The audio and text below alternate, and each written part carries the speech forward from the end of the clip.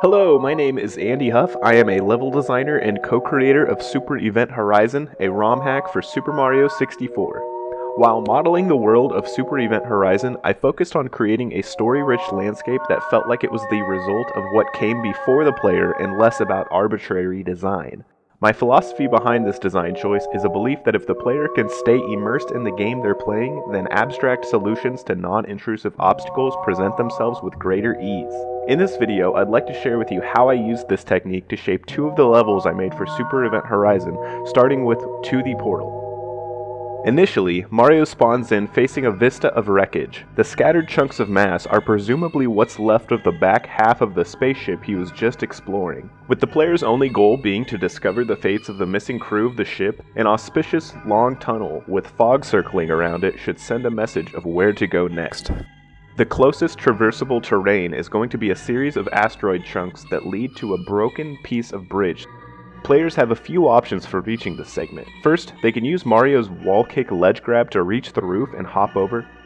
Second, some keen exploration will uncover an easier path to the opposite end of the roof.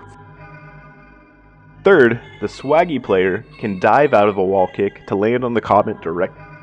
No matter what the player's first thought was for solving this dilemma, I ensured they could capitalize on it. This moment was meant to solidify with the player that if they think they can do it, they should be able to do it in my game.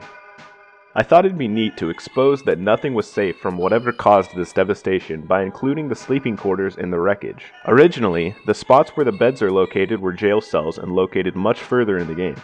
However, whenever I entered this zone, I felt that it was too out of place, so I converted them over to what you see now.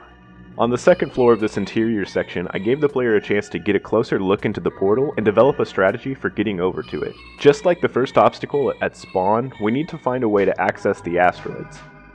Once again, players can choose to wall kick up or use the hidden path around the side of the building. Playtesting showed that whichever the player chose the first time is what they would often choose in this instance as well.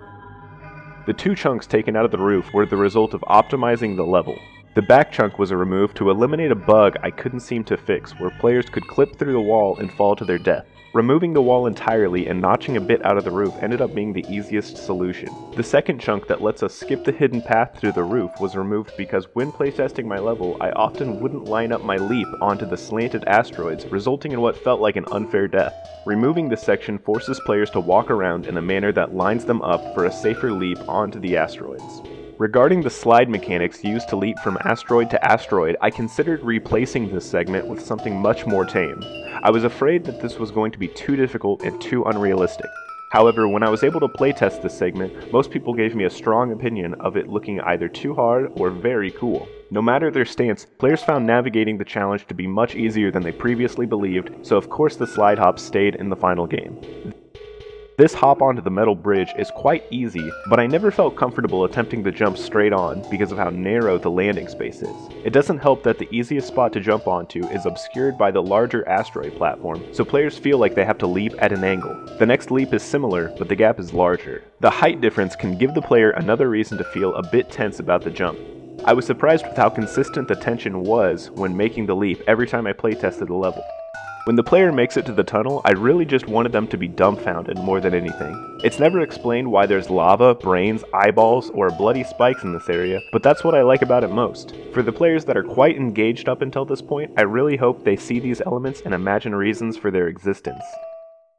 The geometry here is quite dense compared to the previous segments, and hopefully claustrophobia sets in. I thought it'd be fun to press the player against the spiky wall to make the jump across the hole into the tunnel a little bit more exciting. Maybe they'd be afraid they'd bump their head on a spike too. They'd have to jump pretty high for this to happen though, as I made sure this jump wasn't actually a potentially lethal one. Upon landing, the star in front of them is hopefully distraction enough to keep them pushing forward. Once they grab it though, if they try to move backwards to gaze at the tunnel for a moment, they'll realize they've been trapped. A purple sine wave scrolling texture and change in atmosphere was hopefully enough to help them realize that they just went through a portal, but this is potentially one of the weakest elements of the level should the player not guess portal here. To close things out, I originally envisioned a twisting, descending cave reminiscent of the final moments of 2001: A Space Odyssey, or even the warping hallway in Ocarina of Time. making this posed a bit of a problem relative to the level modeling. Whatever I made here would have to be hidden behind the tunnel from multiple perspectives in outer space, so I chose a short and sweet transition into the next level. I wanted the turn around the corner to be as far as an angle as possible should players feel nervous about what they might see, like how PT used its hallway. After going a full 180 degrees, the only sight here is a single toad standing in front of what appears to be a ritualized warp pipe. He claims the crew were sucked down into it, but I'll let you be the judge as to whether that story is believable or not. So that's part 1, a walkthrough of To the Portal in Super Event Horizon. If you're interested in part 2, I've got a link in the description, and if you're watching this from my portfolio, part 2 should be embedded somewhere a little bit further down the page. Thanks for watching.